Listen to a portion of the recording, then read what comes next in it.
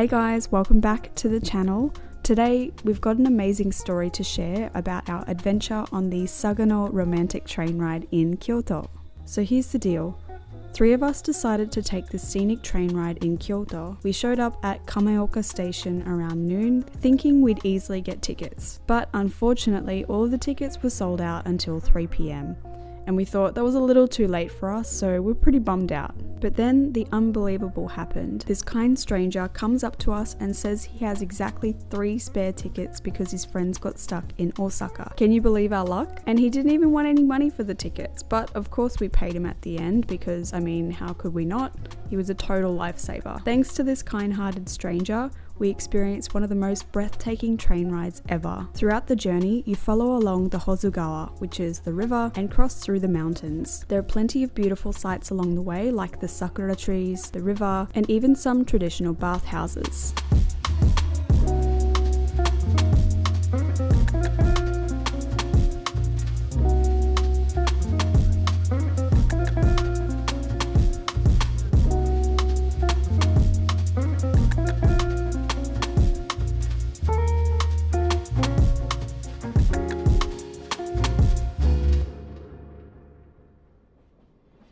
We stopped on the tracks for a few minutes as there were some deer nearby, but it didn't take too long before we were back on our journey.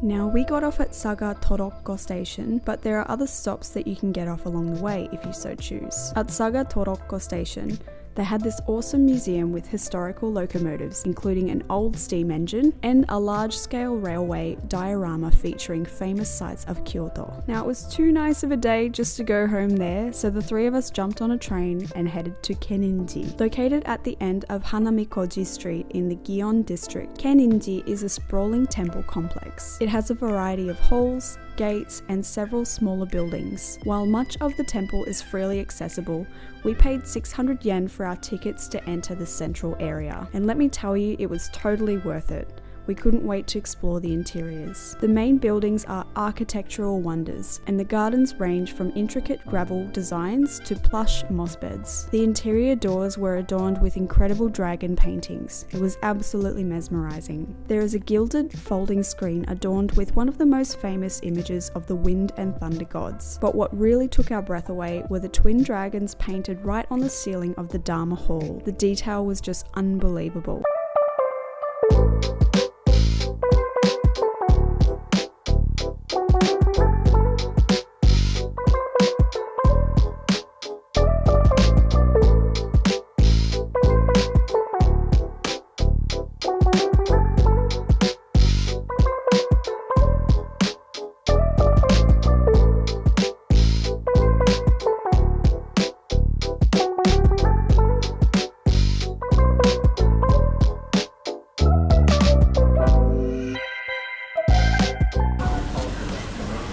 You want one? No thanks. You tried. How was it? That tastes like yum. Yeah? What's it like? It's like a squishy, chewy texture. Squishy, chewy texture. It's kind of sweet. Flavor? Okay, yeah, like sweet. No, I think it's got some liver in there. Yeah, it's not bad. It kind of tastes like an oyster. Oh. Okay, it's got some quail eggs in there. Oh, what is It's called the crab's hidden treasure. It's got a mixture of crab roe, crab guts, some salmon roe, now quail egg with some spring onions. Alright, I'm gonna go in. Oh, look at that. Look at that texture. Oh. Is it good? Oh, that's good. It's like butter. Oh, do you want to try some? No. I'll leave the crab guts to you. Holy crap. That is amazing. Oh, and those crab roe. The salmon roe just pops in your mouth. Oh, That is hidden treasure. And I found it. Being our last night in Kyoto, we decided to take our host up on her offer to book us a traditional Japanese dinner in Kameoka. So traditional, in fact, that it's hard to find on the map and isn't in English either. The restaurant is called Kisetsu Ryori Shobu. Kisetsu Ryori literally translates to seasonal dishes, so the set menu is always changing. If you have a local guide that can book for you, or you're pretty good with the Japanese language, I strongly suggest visiting this restaurant, as it was by far my favourite eating experience for the entire Japan trip. Alright, we're eating at a nice family restaurant tonight, and the name is so authentic that I can't say it in English because it's Japanese, but here's the menu, if you can understand that. So we've arrived at the Japanese place, and look at this, we're sitting in a very peculiar table, but this is our first course and it looks absolutely delicious. Alright, so we've ordered some sake, and this breaks my non-drinking streak of just under 4 months, but here we go. Kanpai! Alright, let's see how this tastes. It's nice and warm, and it's perfect for this cold spring evening, but I'm going to dive into this. This looks like dried fish with some sakura, some sort of wrapped leaf thing, some sort of 3 coloured balls, and there's really delightful looking things here, which I can't really describe. It's like pork, some sort of jelly. What should try? It's really good. Alright, I'm gonna go for it. I'll give you my review later. Just look at this place. This is beautiful. None of these guys speak English at all, which I like.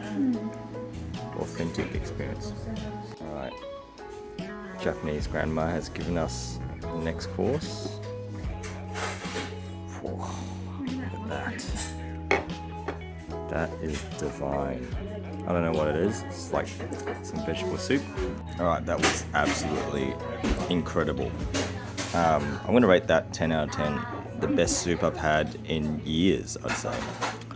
That had many layers of flavours.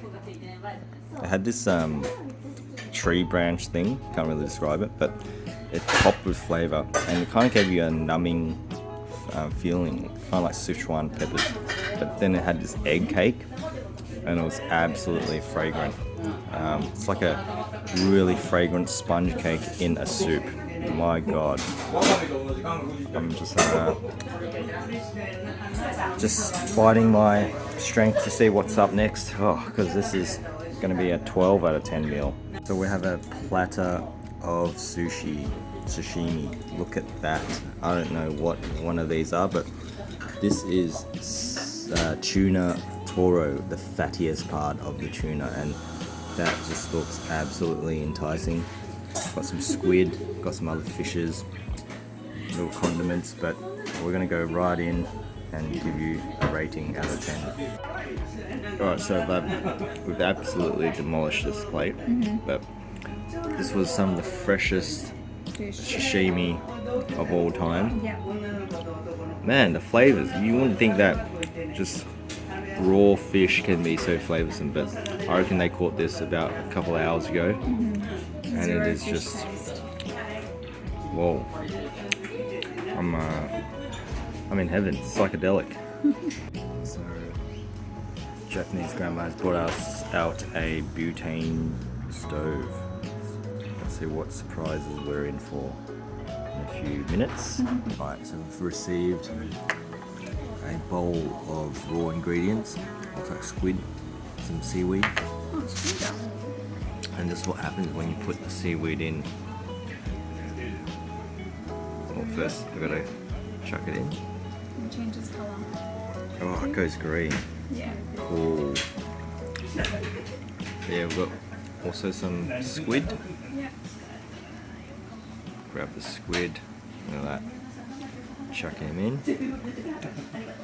But we've already had this before, and man, it does taste out of this world. Alright, we are revealing the next course. Oh, that looks delicate. It smells even better, you gotta smell it. I'm gonna open mine. Treasures of the Lost Ark. Look at that. So delicately placed. Oh. Last course was incredible, and we've got something else. I actually don't know what this is, but it looks fantastic. Only one way to describe this. It's fresh. My god. It's crunchy. It's cool. It's fresh. Yeah, I think it's snails or something. After that delicious treat, we have a platter of heaven. Look at this. That is, I don't know, that is salmon. That is, I don't know, but that looks like some delicious beef there. Oh, that is, I don't know. So it's a platter of mystery and delights. My god. Oh. Oh, this is like melting in heaven. It's ecstasy crossed with the best sleep you've ever had. Come to the last course, and it's these famous Japanese strawberries with sugar. I'm sure they're going to be absolutely divine. How is it? It's so juicy. Oh, alright, let me go in for it. An absolute incredible experience that was. You met the chefs, the owners of that place.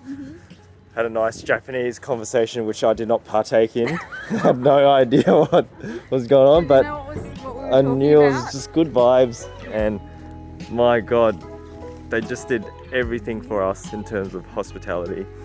And yeah, she even almost wanted to put my shoes on.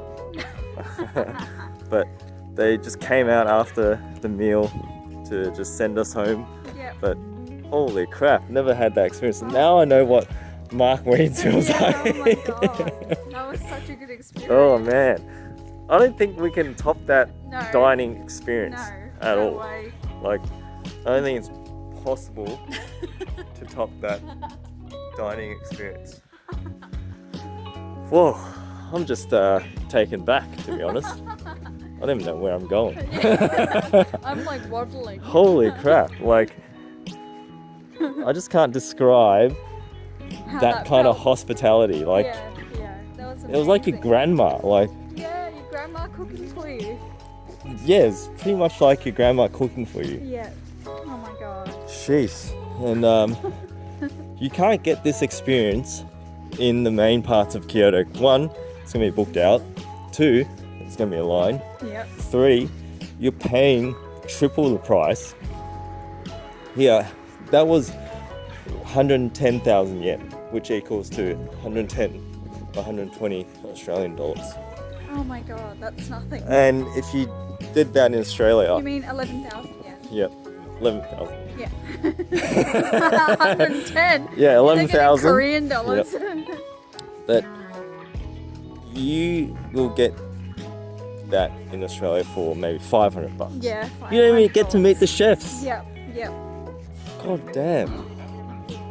What an incredible experience. I've never given a 10 out of 10. I mean, you say 10 out of 10 all but that the was time. a legit 10 out of 10. You was. cannot get any better than that. I agree. And on that note, good night.